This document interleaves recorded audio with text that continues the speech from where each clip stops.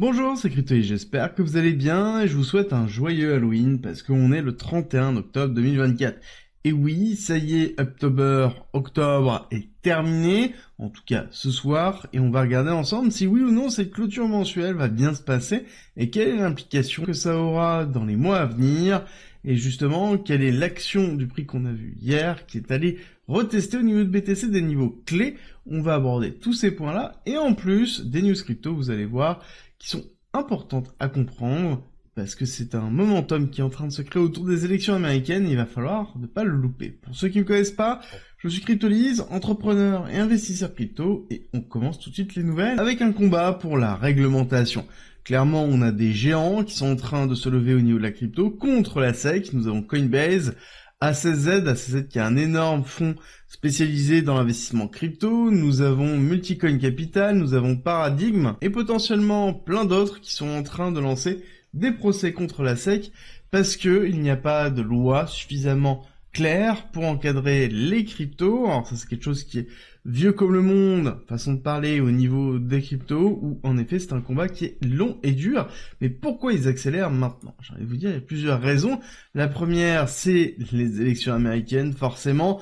Plus il y a de pression sur la SEC, plus ça coûte, plus il y a un besoin de restructuration de la loi, ce qui est plutôt logique quand on a un nouveau président qui arrive, et forcément Coinbase est devant en disant je suis prêt à travailler avec vous pour pouvoir mettre en place une législation qui fonctionne beaucoup mieux, et on va pas se cacher que ça joue énormément. 5% des voteurs seront des voteurs liés à la crypto, et ça c'est quelque chose qui est important. Ça veut dire que ça peut en effet jouer, et c'est-à-dire que au niveau du scrutin, ça va être un point qui va être déterminant. Autre chose, c'est que les stablecoins ont, comme je l'ai dit hier, un rôle au niveau des bons trésors américains. On le sait bien quand on regarde Tether, quand on regarde USDC. Leur mode de fonctionnement, c'est acheter de la dette américaine et gagner des revenus avec les pourcentages qui tirent de cette dette américaine. Bon, c'est un fonctionnement qui est très simple, mais qui est en même temps très important, et donc ça veut dire aussi qu'en effet, la crypto-monnaie est au cœur de cette réflexion. Et d'ailleurs, ils ont sorti ici un document sur les assets digitaux, donc ça c'est le Trésor qui a sorti ce rapport. J'ai pas encore eu le temps de le décortiquer, je vous ferai certainement un retour très vite dessus, si jamais ça vous intéresse. Mettez-le en commentaire, ça m'intéressera de voir combien de personnes sont vraiment intéressées par savoir ce qui se passe dans ce rapport, même si on a quand même des doutes sur la tonalité du discours sur les crypto-actifs de base. Ensuite, nous avons DYDX, donc la plateforme de trading décentralisée, qui licencie 35% de son effectif et principalement de la core team, donc vraiment l'équipe qui était au fondement du projet les plus importants. Alors c'est lié principalement à une restructuration. À un moment donné, quand on est dans un plein développement, il est important d'augmenter très rapidement les équipes. Et une fois qu'on a bien avancé au niveau de développement, on se rend compte qu'il y a peut-être des doublons et il y a un besoin de licenciement. Bon, le seul souci, c'est que quand on regarde un petit peu, on voit qu'il n'y a pas que DYDX qui a licencié, on a quand même quelques grosses structures qui tournent autour de la crypto. C'est pas quelque chose qu'on avait forcément vu en 2020, mais qu'on avait beaucoup plus vu en 2022 suite à la chute de Terra Luna. Donc on va se poser des questions si oui ou non, par exemple DYDX, Consensus, sont rentables pour être amenés à devoir licencier aussi brutalement. On revient sur Coinbase qui annonce un rachat de 1 milliard de dollars d'actions sur Q3. Ça c'est intéressant et important quand on a généralement un mouvement de rachat de ce style-là. C'est soit il y a une grosse annonce à faire, soit on prépare une phase de earning qui est très important dans lequel on rachète des actions aux détenteurs. Donc ça veut dire que on a une centralisation du pouvoir décisionnaire de Coinbase qui se fait au sein de Coinbase. Et ça, c'est pour moi un élément clé du fait que on risque d'avoir une accélération des résultats de Coinbase dans les mois à venir. On peut aussi le voir comme un indicateur soft d'un début de bull run. L'autre indicateur, c'est toujours MicroStrategy avec notre ami Michael Saylor qui va lever 42 milliards de dollars pour acheter du Bitcoin. Et oui, on rappelle que le cours de MicroStrategy s'envole et fait beaucoup parler de lui.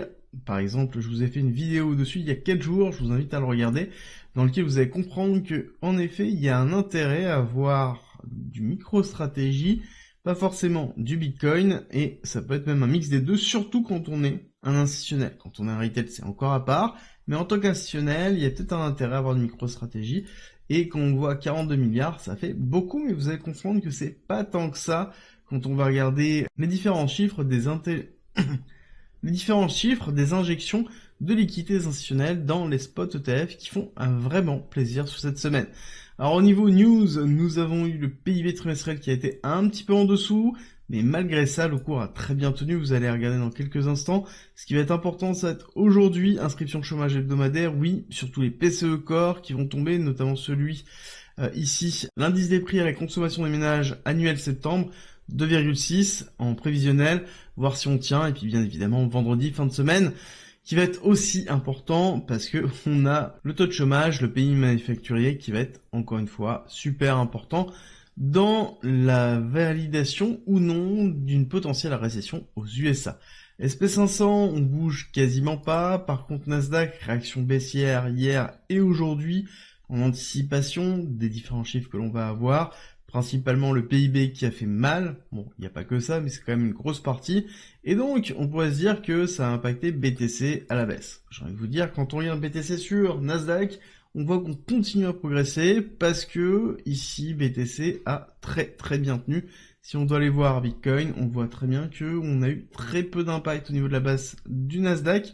On est historiquement quand même très corrélé avec le Nasdaq à la baisse, pas forcément à la hausse, mais en tout cas à la baisse. Et là, on voit qu'on a vraiment bien tenu, et ça, c'est positif, et on peut se demander pourquoi. J'ai envie de vous dire, quand on regarde les différents chiffres d'injection de liquidité au niveau de l'ETF, on voit qu'on a des chiffres énormes. 6600 BTC, on va avoir 11 900 BTC, 12 400 BTC sont des chiffres qu'on n'avait pas revus depuis le lancement des ETF.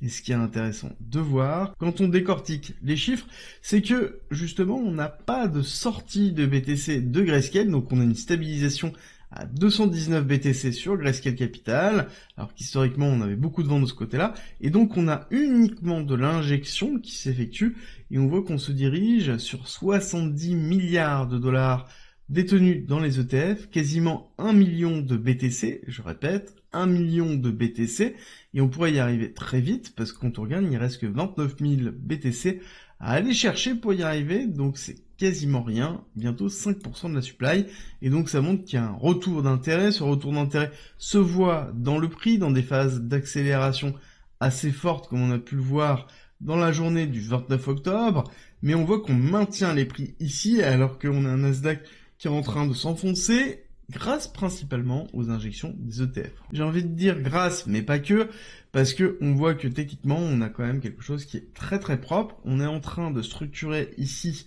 un retest pour potentiellement aller retester là. La grande question qu'il va falloir se poser, c'est toujours la même. Est-ce qu'on va chercher plus bas ou pas?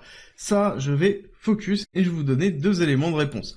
La première, ça va être une visibilité en 1 heure.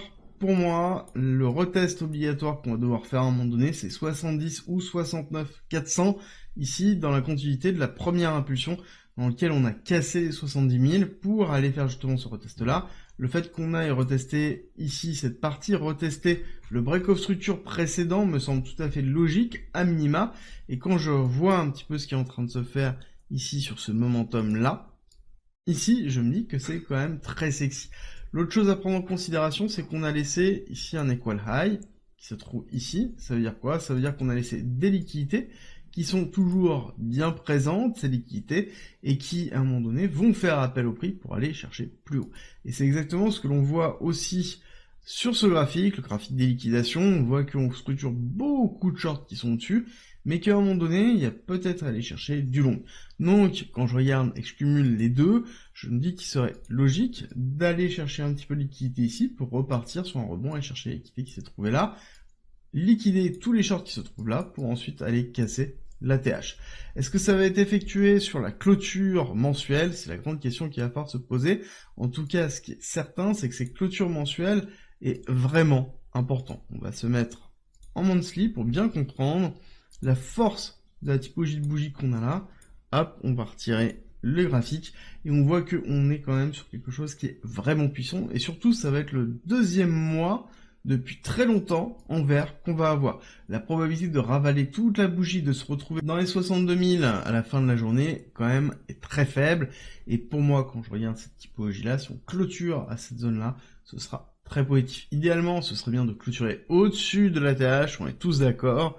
Mais quelle est la probabilité d'avoir cette clôture ici en amont? J'ai envie de vous dire, ça va être quand même relativement compliqué. Les deux derniers points que je voulais vous donner, ça va être ici, sur toujours les top traders, toujours bien en expansion, Painterest toujours en expansion, donc pas de signe de relâchement. Pour moi, c'est toujours positif, ça veut dire que même si on a un retracement, ce sera un retracement pour pouvoir prendre de la force et aller chercher plus haut, ce dont on a parlé tout à l'heure.